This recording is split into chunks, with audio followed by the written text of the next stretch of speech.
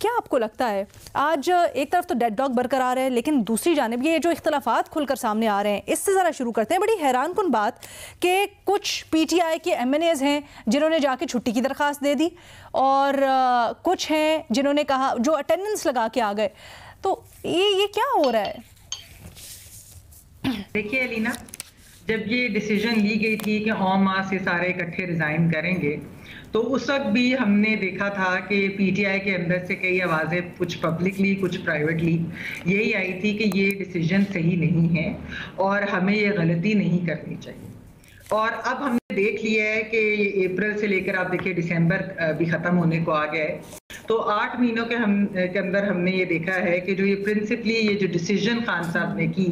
ये उनके लिए एक सियासी गलती बनकर सामने आई। क्योंकि उसके बाद के आप इवेंट्स उठाकर देखें कि कोई इस चीज़ का कि उन्होंने ये सोचा था कि पब्लिक प्रेशर इतना बिल्ड करेंगे कि उसके बाद ये सिस्टम जो है ये हुकूमत को चलता करेंगे, लेकिन 2 लॉन्ग मार्चेस की दोनों ही कामयाब नहीं हुई।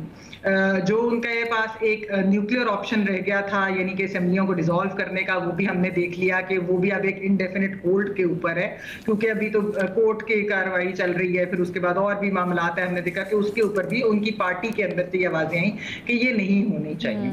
अच्छा, अब ये है ना, इसकी वजह से उनकी सियासत में एक आप कह लें कि वो फ्रस्ट्रेट कर दी गई है, क्योंकि कोई रिजल्ट तो आए नहीं। तो इसलिए मेरे ख्याल में कि अब सियासी तौर पर उनके पास कोई चॉइस तो नहीं रह गई कि वो सिस्टम के अंदर वापस ना आए। और मैं आपको याद कराती जाऊं कि जब 2018 के इलेक्शंस के बाद जब उस वक्त की सारी ऑपोजिशन ने कहा था कि ये एक रिग्ड इलेक्शन है, तो मौलाना फजलुर रहमान तो यही कहते थे कि आप लोग ओथ ही ना लें और पार्लियामेंट के अंदर जाएं ही ना। लेकिन उस वक्त पीपल्स पार्टी ने ये कन्विंस किया बाकी सियासी जमातों को, ऑपोजिशन की, कि ऐसा मत करें। और हमने 1985 के इलेक्शन से बाहर, सिस्टम से बाहर रहकर हमने उसका एक सबक सीखा है, और इसलिए ये बहुत इंपॉर्टेंट है कि हम सिस्टम में रहकर सिस्टम के अंदर ज्यादा इफेक्टिव हों और इम्पैक्ट लाएं, और कोई चेंज लाएं तो सिस्टम के अंदर रहकर। वही देखिए कि वोट ऑफ नो कॉन्फिडेंस जिस तरीके से हुए, सिस्टम में रहने की वजह से ही हुआ है। तो अगर इमरान खान साहब सिस्टम के अंदर रहते, नेशनल असेंबली से इस तरीके से इस्तीफे ना देते, तो शायद ये चीज ज्यादा इफेक्टिव होती कि वो असेंबली में भी प्रेशर डाल रहे होते और पब्लिक प्रेशर भी साथ साथ होता। तो ये 2 चीजें शायद उनको वो रिजल्ट पता नहीं वो मिलते ना मिलते, लेकिन कुछ ना कुछ उसका इम्पैक्ट जो है इससे बेहतर होता खाली पब्लिक प्रेशर से। तो मेरे ख्याल में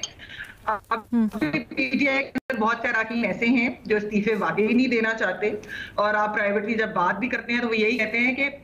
हमें वापस आकर ही आगे बढ़ना पड़ेगा, क्योंकि देखिए इलेक्टोरल रिफॉर्म्स अगर करने हैं, इलेक्शन कमीशन में कंसेंसस बनानी है और बहुत सारी चीजें आपने जब वे फॉरवर्ड करनी है, तो पार्लियामेंट में आए बगैर आप सड़कों के ऊपर रहकर तो ये खाली नहीं कर सकते। नहीं तो पार्लियामेंट के अलावा भी तो बैठ सकते हैं कि नहीं? मुज़ाकरात के लिए तो आप किसी भी तरह बैठ सकते हैं ना। अगर इवन इलेक्टोरल रिफॉर्म्स होनी है तो उसके लिए जरूरी है कि पार्लियामेंट में ही जाए। नहीं अलीना, तो वो पार्लियामेंट में आए बगैर किस तरीके से ऑपोजिशन के साथ कंसेंसस के साथ चीजें होती है ना, कि अच्छा, सेटअप में अगर इनकी कोई से ना, वो हुकूमत के हमने ठीक है ये तो आए ही नहीं, तो फिर हम खुद ही अपनी मर्जी से लगा रहे हैं। इस तरह की जो चीजें होती है, बहुत ज्यादा इसके अंदर टेक्निकल इश्यूज भी होते हैं। मेरे ख्याल में इवेंचुअली तो पीटीआई के अंदर कई सेम वॉइसेस हैं जो ये कहती हैं खान साहब को बारहा कि आप वापस आए असेंबलियों के अंदर, ताकि फिर हम हुकूमत से बात कर सकें। शायद इसके बगैर कोई आगे बढ़ने का या इलेक्शंस की तरफ जाने का कोई चारा ना हो, तो उनको आना तो चाहिए। अब वो आए ना आए, ये तो खान साहब की जिद का न्याजी साहब ज्यादा बेहतर जानते हैं, इनके कजन है। लेकिन ये है कि हमने देखा है कि वो सियासी चीजों के ऊपर, कुछ चीजों पे वो यू टर्न भी ले लेते हैं, और ऐसे यू टर्न में कोई बुराई भी नहीं है, क्योंकि ये एक जमहूरी निजाम के लिए भी एक अच्छी चीज है कि अगर मिल बैठकर, हम तो यही बात कहते हैं कि मिल बैठकर सारी चीजें ये डिसाइड